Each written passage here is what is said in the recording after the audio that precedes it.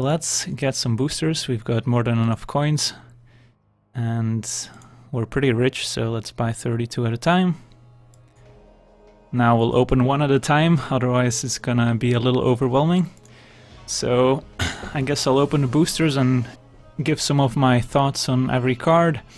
So out of this pack, cards I'm looking forward to play with are the Illumination, which is a pretty nice draw 2 for 4 mana with cycling, maybe goes in a cycling deck with Drakehaven. And then we've got Cut Ribbons, which is actually a pretty powerful card. It's a decent removal spell by itself, and then it has the backside, which is very powerful as well if you're red-black. So definitely a card that's going to see some play. Moving on. Alright, what do we have here? Essence Scatter. This is actually a pretty nice addition to Duels, since previously the best 2 mana counter was Horribly Awry, which isn't very good since it only gets cards with converted mana cost 4 or less, creatures that is. But Essence Scatter might see a decent amount of play. Of course it doesn't counter vehicles, so it does have some weaknesses as well. But definitely looking forward to adding this to all my control decks, at least a few copies. And of course Drakehaven, which is going to be the centerpiece of the cycling decks. A very powerful card, but of course with only 2 copies being a rare, means it's going to be a little difficult to really build a deck completely around cycling, so it might just be a small sub-theme in a control deck, for example. And what else do we have? Exemplar of Strength to go in the black-green -1/-1 counter deck. And that's pretty much it here. Got a lot of boosters left to go. And what did we open here? Another Essence Scatter, the Greater Sandworm. Not really constructed playable, but pretty awesome card, since I do play also a Living End in Modern, so I do like those fatty creatures that have low cycling costs. And Tamet Vizier of Naktamun is pretty difficult to pronounce, and I guess it's pretty sweet in an Embalm/token deck. Alright, and there we see Magma Spray, which might also see a decent amount of play, given that it can deal with Scrap Heap Scroungers nicely, which can be a problem for control decks usually. And what else do we have? We've got Never to Return, which is a very, very big addition to Duels, finally giving us Planeswalker removal for just 3 mana. And then we've got the return part, which can actually also exile Scrap Heap Scrounger from the graveyard, for example, and get us a nice 2/2 zombie. Of course, also is going to be relevant with all the new Embalm and Aftermath cards that go to the graveyard and have an additional effect. So a very, very big deal for Magic Duels, and looking forward to playing this in basically all my black decks going forward. And what else do we have? We've got Trial of Ambition. I'm actually curious if it's going to be possible to build like a 3 or 4 color trial/cartouche deck that uses a lot of these trials and cartouches to build an advantage. So Trial of Ambition is probably going to be a very big role player if that deck ever exists, since it is very cheap removal. And what else do we have? We've got Aven Wind Guide, not too exciting. So let's move on. So over here we've got Rags to Riches, not too exciting, it's just a small sweeper effect, we've got plenty of those already in the game. And then the backside gets us a creature from the opponent, so might see some play in like a blue-black control deck as a 1 or 2 of, but probably not the most powerful card out of Amonkhet. And what else do we have? Not too much. I guess we've got a ramp card if you want additional ramp. And an additional hate card for tokens if you would ever need that. And Splendid Agony against the Winding Constrictor decks is actually pretty funny, since it will add an additional -1/-1 counter on those creatures if the opponent has a Winding Constrictor in play. So, you know, if the Winding Constrictor deck ever gets out of control, we can start main decking Splendid Agonies. Got another Magma Spray. We've got Hooded Hydra, which, I mean, the front side is not too exciting, 6 mana, 6/6 trample, but if you can somehow get this into your graveyard then Embalming this is actually pretty powerful, as you'll get a 4 mana 6/6 for free basically. So might see some play in graveyard based strategies with maybe Delirium, stuff like that. And Synchronized Strike, maybe for an aggressive Exert deck, could be maybe a role player there. And then of course a Trial of Strength, going back to that Trial cartouche deck that might be happening at some point, will also be a role player there. Looking in this pack, we've got Onward to Victory, not the most exciting card. And nothing else really. This is pretty slow card advantage, so maybe can see play as a 1 or 2 of in like a very slow control deck, but otherwise nothing too exciting.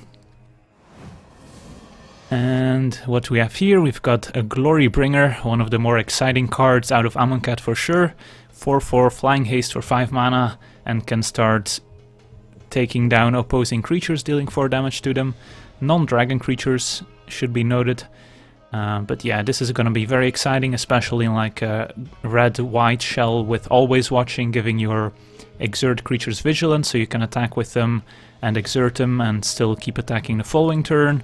So yeah, Glorybringer is going to see a ton of play in basically all red decks, going from aggressive to mid-range, since even the aggressive decks might want to use this as a top-end card. Maybe not the super low-curve decks, but yeah, this is going to see a ton of play, and looks like a pretty fun card. Managed to play it in my pre-release, and it was pretty good there. And what else do we have here? Baleful Ammit, maybe also for the green-black -1/-1 counter deck. A pretty big lifelinker, so could see play there. Alright, what do we have here? We've got the Cat Lord, Regal Caracal. 5 mana 3/3, make some cat tokens. So actually just a fine card by itself. So if you're looking for like a card to put in your go wide decks that are white, then Regal Caracal is certainly very good there. And who knows, maybe some sort of life gain deck comes up at some point. There are some life gain synergies from the Battle for Zendikar block, of course. And of course also tokens for the token decks. What else do we have? We've got Time to Reflect for the maybe black-white zombie decks. Could be a very important role player there, as a nice 1 mana removal spell. Then we've got Spring to Mind, maybe as a replacement in ramp decks that are blue-green. So might be an exciting card there as well.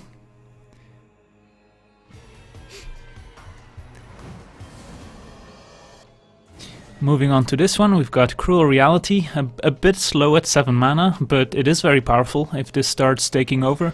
So I could see this as a one-off in like black-based control decks that are just looking for a way to close out the game, maybe without even needing any creatures in play. And this does deal with opposing planeswalkers as well, so that's also nice for black. We both got a planeswalker removal spell and Cruel Reality that can now deal with planeswalkers in black. So looking forward to adding this in my black control decks.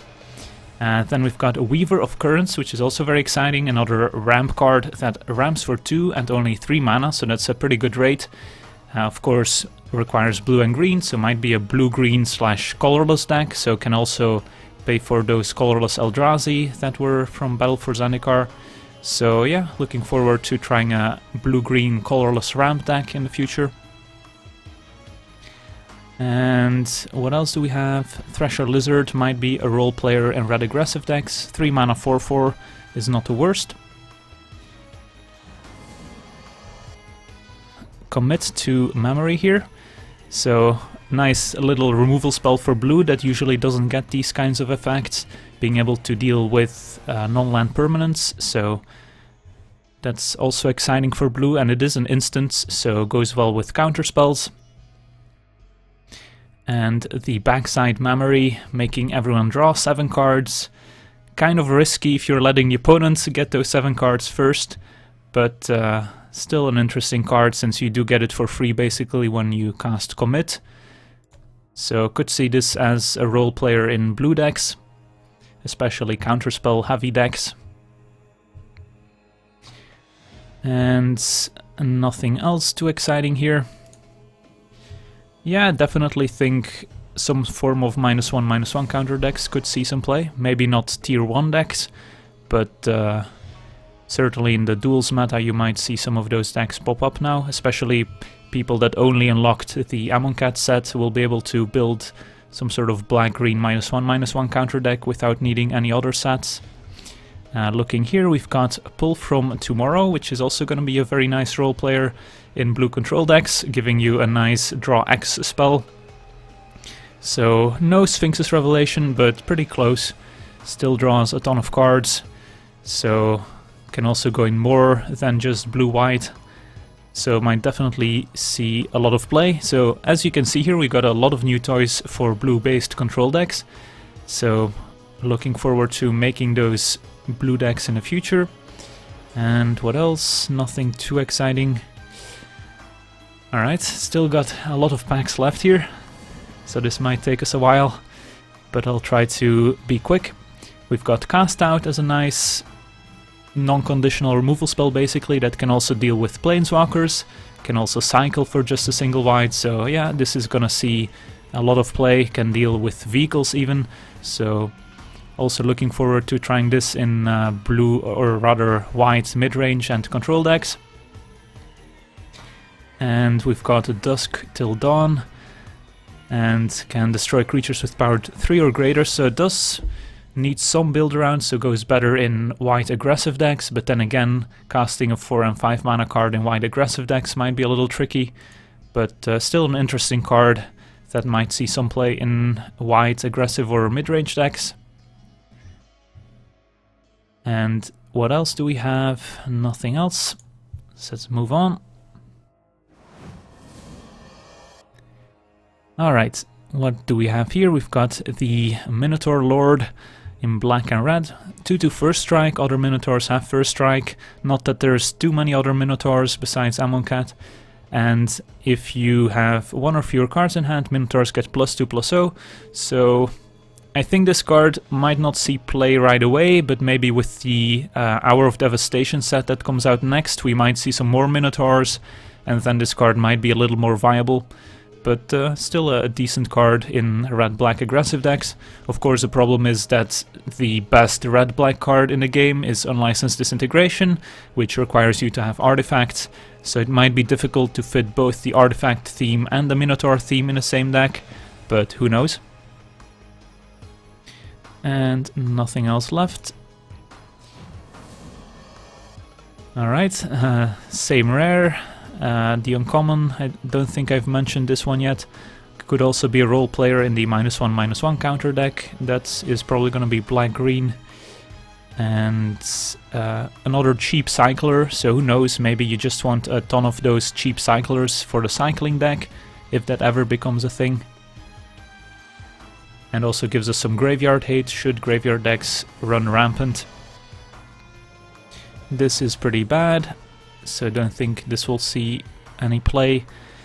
And nothing else too exciting. I guess Destined to Lead could see some play in black-green aggressive decks, giving you a nice combat trick for 2 mana on the front, and then another interesting card on the back.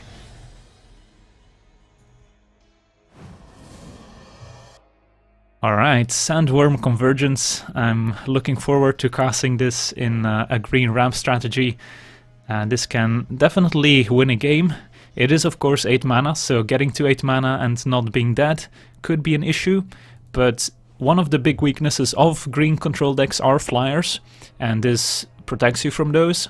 So yeah, I could see this being slotted into some sort of ramp strategies. The problem that it costs 8 mana is also pretty bad, since usually the ramp deck goes turn 2 ramp card, turn 3 something like Explosive Vegetation, and then on turn 4 it will have access to 7 mana. You'll not be able to cast the Sandworm Convergence on turn 4 even with that perfect curve. So you're looking at turn 5 at the earliest, which might already be too late if you're up against a very aggressive deck. But still an exciting card that I will look forward to casting. And another very important card from Amonkhet is Censor. 2 mana, counterspell unless its controller pays 1 generic mana, and cycling for single blue. This might look pretty innocent, but I think this is going to have a pretty big impact on the game, and going forward from this point, whenever your opponent has 2 mana up with 1 blue, you're going to have to think about playing around Censor, which can be a little difficult since, of course, if they don't have it and you just don't cast your 2-drop on turn 2, then you're giving them a lot of extra time. So this is going to be a very important role player in blue decks going forward. So not only do we get Essence Scatter as a nice 2-mana counter, we also get Censor. So the blue control decks did get a lot of new additions here in Amonkhet. Nothing else.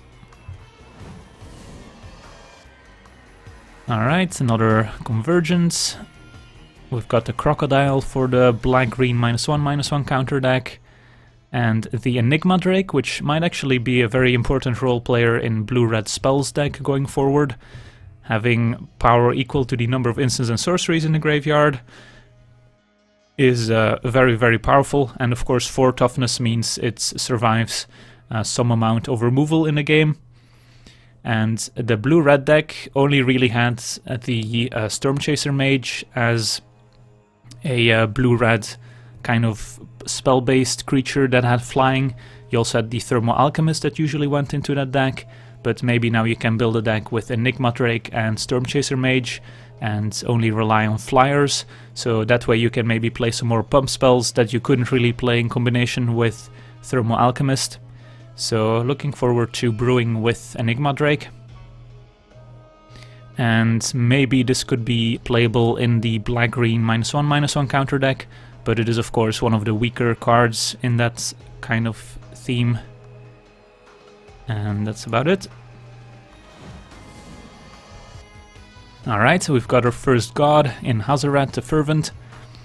Of course the gods are all mythic, so they're all one-offs in Magic Duels, but still having this in a low-curve aggressive deck, maybe in combination with Madness cards, could be very exciting, since it is a 5-powered haste creature with Indestructible, so nothing to be underestimated. And I think we've covered all of these. And we've got a Harsh Mentor, which I don't think is going to be a big role player, since it's basically just a 2-mana 2/2 with minor upside and dies to pretty much anything. So I don't think this will see a ton of play, even in red aggressive decks. I think you can find a better 2-drop. And I don't think this will see any play, but any card that draws extra cards is something you should look at. So who knows? Maybe in a green-white Excerpt deck with Always Watching, this could see some play. My favorite god from the new set, it's probably the blue one, because I like drawing cards. We've got Archfiend of Ifnir, which is also very exciting. A fine card, 5 mana, 5/4 with cycling 2, and whenever you cycle, you get to put a -1/-1 counter on each of the opponent's creatures. Very powerful in any deck with lots of cyclers, so this could also be a very important role player in maybe a black-blue cycling deck. And I think that's about it. And another nice 1-mana cycler here in Curator of Mysteries for the blue-black cycling deck. Also just a fine card on turn 4 as a 4-mana 4/4 flyer. That gives you some scry action when you cycle or discard. And I'm wondering if this could see play in the zombie deck. Might just be a little too weak and too mana intensive to see play, but it is a 1-mana zombie, so you should probably take note. And Trial of Knowledge for our Trial/Cartouche deck could maybe play a role. Like, the effect is also just playable by itself, but it is sorcery speed, so I don't know if many blue control decks will want this card, just because tapping out for a card draw spell might be a bit dangerous in a world of planeswalkers and vehicles.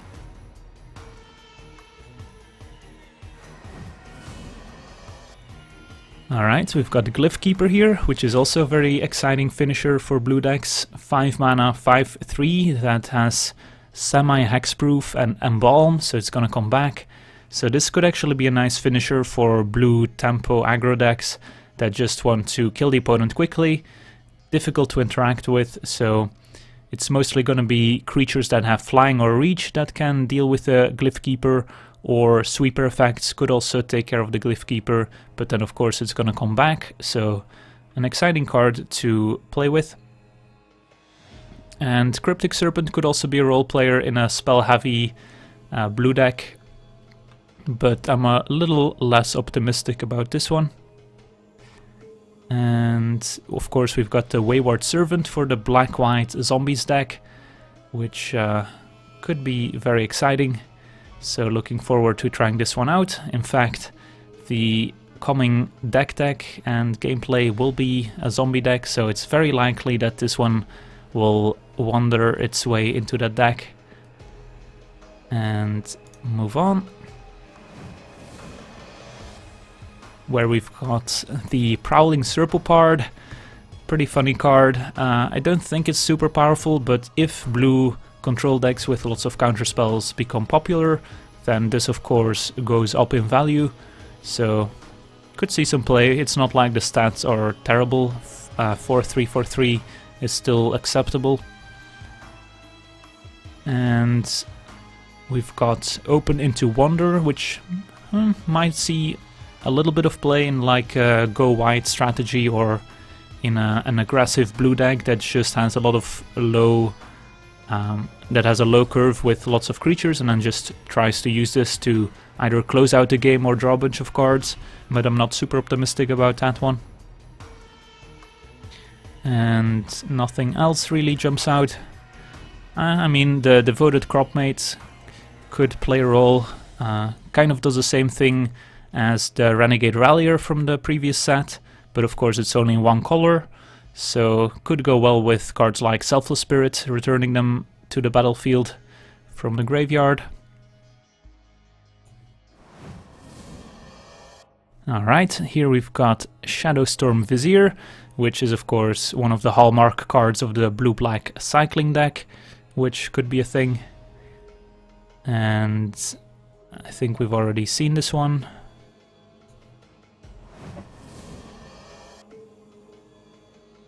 Alright, another Curator of Mysteries, Decimator Beetle for the black-green -1/-1 counter deck. Pretty powerful effect, but it is 5 mana, so might only be 1 or 2 off in the deck. And perhaps Doomed Dissenter as a sacrifice fodder for all those aristocrat-style decks.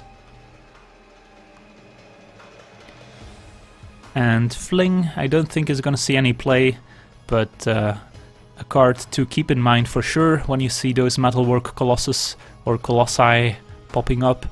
Then if they have red mana, you should be afraid of Fling. And here we've got another Dusk Till Dawn, another Trial of Zeal, which again could go perhaps in a Trial/Cartouche deck if that ever becomes a thing. Can also go to players, which is important, so a pretty versatile card. Just the sorcery speed is the bad thing about this card, but if you do manage to get it back 1 or 2 times, then of course it becomes pretty good. And that's pretty much it here. We've got Vizier of Poisons, 2 mana 2/2. And when it deals damage to a player, you can put a -1/-1 counter on target creature. So not a bad effect, might need some help to get through, so maybe goes into a more aggressive decks with some pump spells. Maybe there's some cards that can make it unblockable somehow. None of those cards really spring to mind, but yeah, definitely a card with a lot of potential. And move on. And here we've got Glorybound Initiate, again for the red-white Excerpt decks.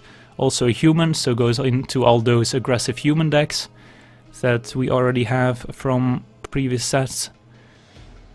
And maybe Warfire Javelineer can sneak its way into a spell-heavy deck.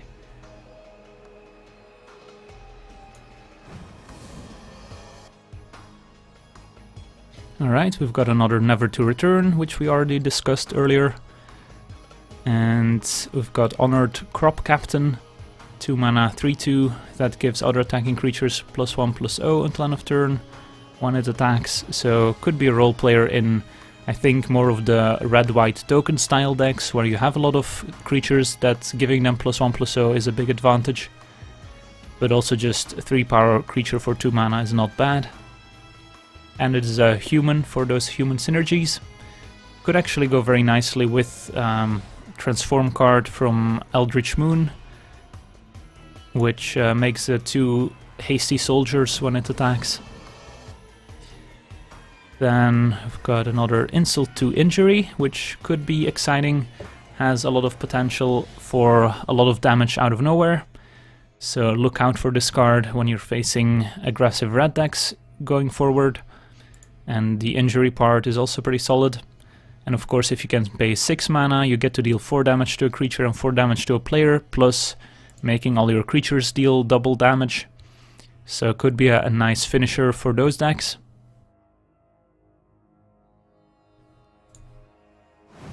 I did indeed attend the pre-release, was a lot of fun. No new cards here that are worth talking about. I guess we'll buy some more. Alright, let's open them. Alright, second god here, Okatra the True. Not the most exciting god, but still something to keep in mind here. Can make a 1/1 token for 4 mana, so it could be a role player in token-based decks.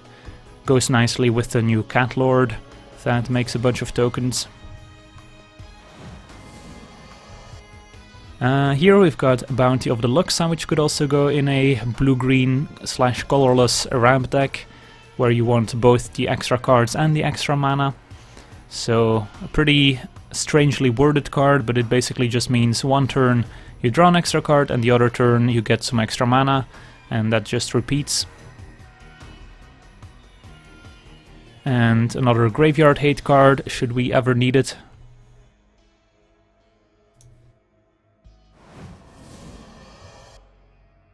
Another Glyph Keeper, the Crop Champion here, could also be a role player in green-white Excerpt decks. Untapping them.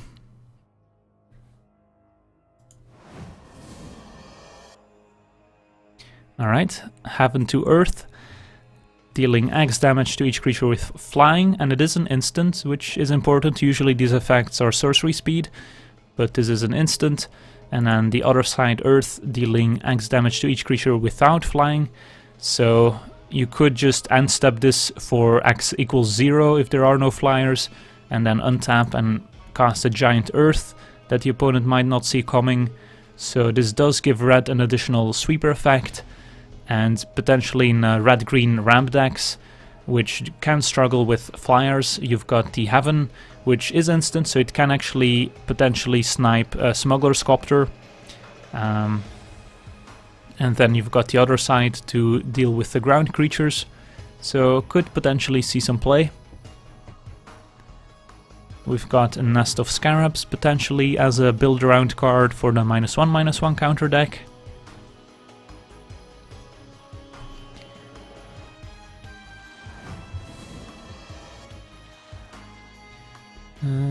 Another cycling card, so if the cycling deck ends up being more than 2 colors, maybe an Esper colored cycling deck, this could potentially see some play, but it's not the most powerful cycler, of course.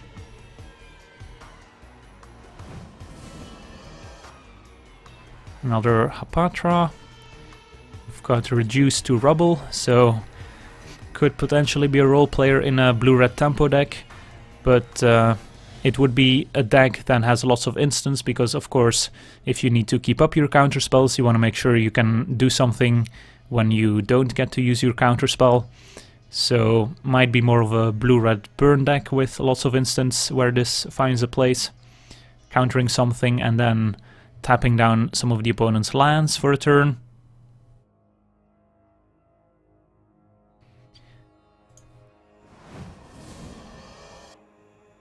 Then we've got Hazard's Favor, which I don't think is gonna see any play. Potentially has some combo potential with a number of high-powered cards that you don't mind sacrificing, and you just go all in Infect style with a bunch of bump spells. But since this is a rare and only a 2-of, I don't think that's gonna be a reliable strategy.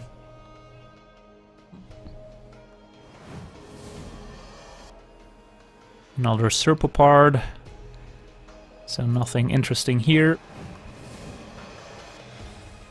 Another Hydra. We've got a new pacifism style effect. I don't think we already had one of these, but of course not the most powerful card ever.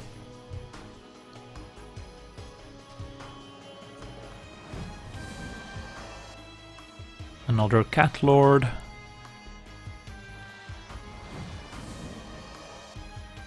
Another Bounty. Labyrinth Guardian actually has some potential as just a nice 2-drop for blue decks.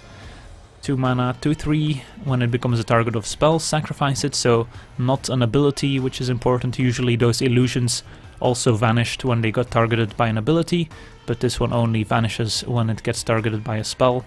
And then Embalm for 4 mana is reasonably costed, so could see some play.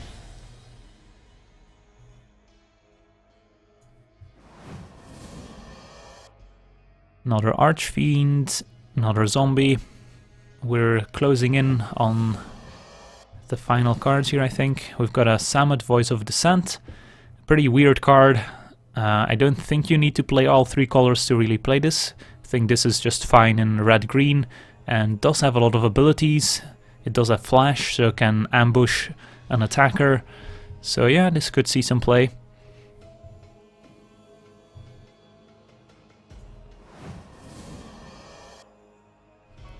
Here we've got Plague Belcher, which can also go in the green-black -1/-1 counter deck. Can be very powerful, also a zombie, so could also go in zombie decks. And a 3/3 that gives all your creatures trample is also something worth noting. So could be part of a red-green aggro deck.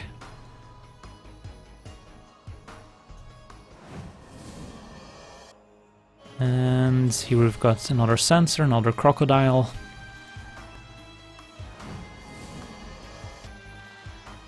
Alright. Another nice card for token decks potentially. Making double the amount of tokens is always something scary.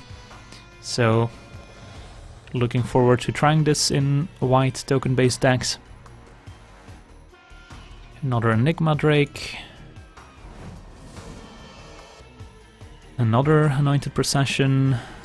So things are going quickly now. Another Heaven to Earth. Bone Picker is new. So also a pretty exciting card. Potentially only costing single black mana for a 3/2 Flying Death Touch.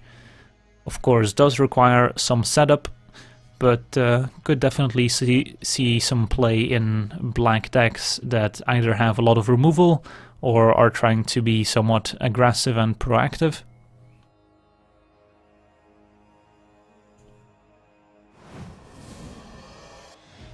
Alright, third god here, Bond to the Glorified for 6 mana's indestructible. Can't attack unless you made a creature die under your control this turn, so kind of a card that goes into the aristocrat style decks with lots of sacrifice fodder. Usually those decks end up being black-green with all those cards from Battle for Zendikar. So could see some play in those kind of decks.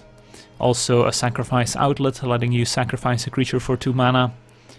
So yeah, could definitely see play in those decks.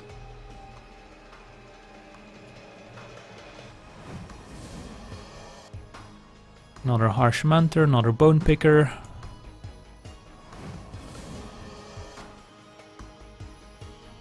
This could potentially see some play in black decks looking to empty their hand quickly.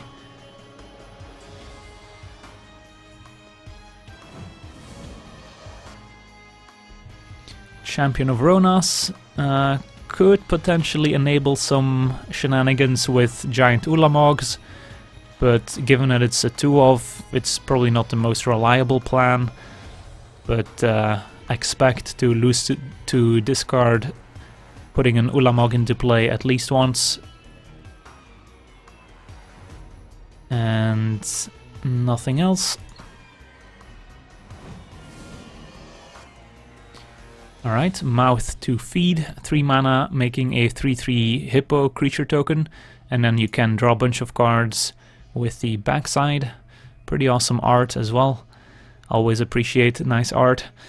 And yeah, this could be a role player in green decks that either have lots of creatures with power 3 or greater, or are just looking for an additional 3-drop, maybe with some token synergies, who knows. And move on. I don't think I've covered this one yet. Start to finish, making 2 tokens at instant speed for 3 mana is something we were kind of missing in Duels. Of course, would have been better at 2 mana as a servo exhibition, which we didn't get, but still could be a role player in token-based decks. But of course, the black backside makes you wanna play black, and usually the token decks aren't really playing black. So who knows, maybe splashing for the black could be worth it.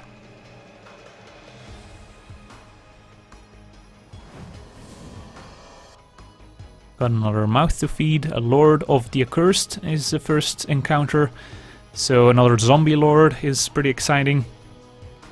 And also the ability is very powerful, giving all zombies manas until end of turn. So this will definitely see play in zombie decks going forward. And let's move on. Got Liliana's Mastery, another powerful zombie card. 5 mana enchantment, giving zombies +1/+1 and making 2 2/2 zombie tokens. So essentially 5 mana for 6 power, split across 2 zombies. A very, very powerful card. And expect to see this in a lot of zombie decks going forward. And even in non-zombie decks, this isn't a bad card. Especially if you do have some incidental zombies. Another Black Rat Minotaur card for the Minotaur deck. Although I think we'll have to wait for the next set before Minotaurs really become a thing. Alright, there's our first Planeswalker, Liliana, Death's Majesty, a nice other zombie card, and also just a very powerful Planeswalker in general, making a 2/2 zombie every turn, being able to ultimate pretty quickly to sweep the board, and returning creatures from the graveyard to the battlefield rather. So it could be also another role player in the reanimation decks, which didn't have a ton of reanimation cards, so this could be another one.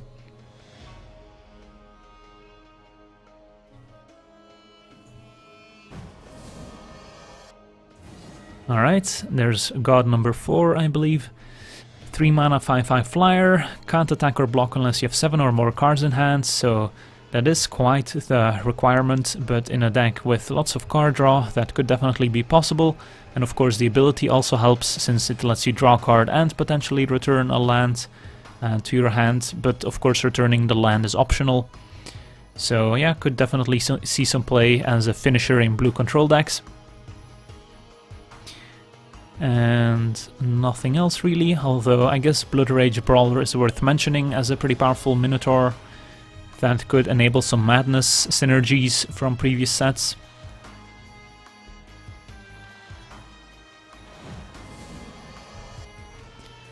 Another Pull from Tomorrow is pretty exciting. Angler Drake, pretty powerful, but 6 mana is probably a little too expensive.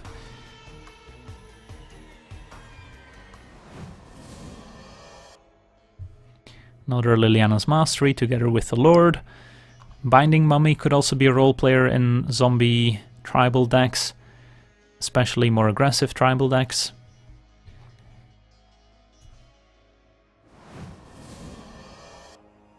Alright, another Glorybringer, which we've already discussed. Another Cast Out, so a pretty powerful pack here. I think there's a few packs left after this one, but we're almost done here. As we have a Heartpiercer Manticore, pretty solid card. Also has Embalm, so comes back. Could be a role player in red midrange or aggressive decks. Alright, let's buy those last 16. Alright, prepare to fight. A nice combat trick with some value attached on the backside. So, you might see some playing green-white decks that are looking to beat down and use combat tricks. I think we've covered the rest. Nissa, Steward of the Elements. Pretty exciting card for any blue-green deck, especially decks that have some ramp in them, since you can cast a giant Nissa, -6, and deal 10 to the opponent right away.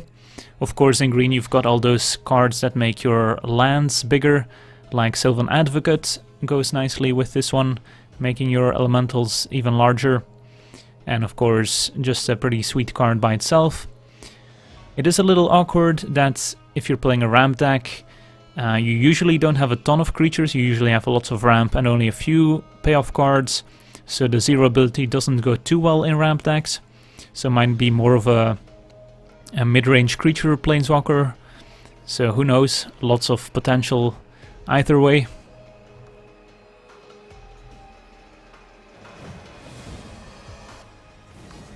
Alright, there's our Gideon. Gideon of the Trials, 3 mana, 3 loyalty, +1 to basically bubble something or prevent the damage it would deal for a turn, and then 0 into a 4/4 beater and 0 to emblem. So the usual play pattern is you play Gideon, you 0 to make an emblem, or you plus to prevent something from attacking if the opponent has something scary in play, and then you just start attacking with a 4/4. So a pretty powerful card, definitely gonna see play in every white aggressive deck. Let's move on.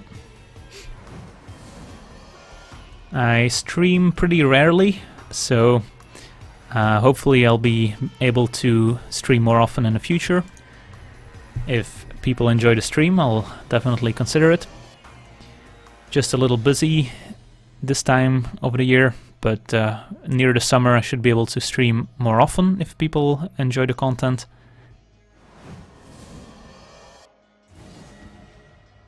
Alright, Ronas the Indomitable.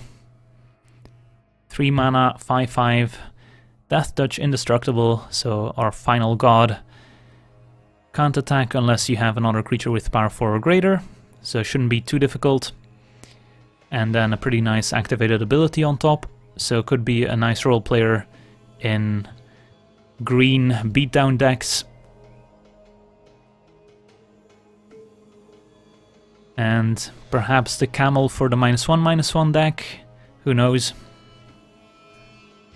I'm using the Yeti Blue microphone, if you were interested. Pretty affordable and pretty good quality. Alright, cut 2 ribbons, another one.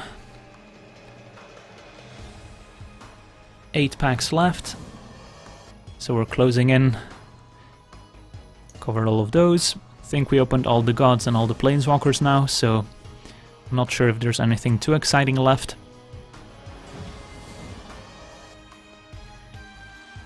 Covered all of those.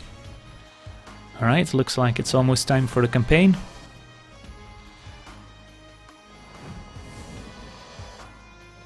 Alright, another zombie and also another aggressive 1-drop for potentially aggressive mono black decks.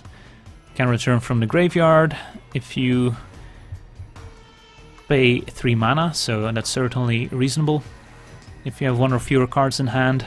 So yeah, could definitely be a role player in both zombie decks and black aggressive decks.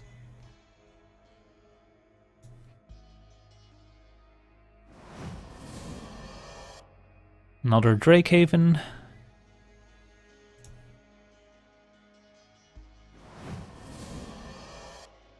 And there's a second Wanderer. And our final card is another Champion of Ronas. I want to thank everyone for watching, and as always, have a nice day.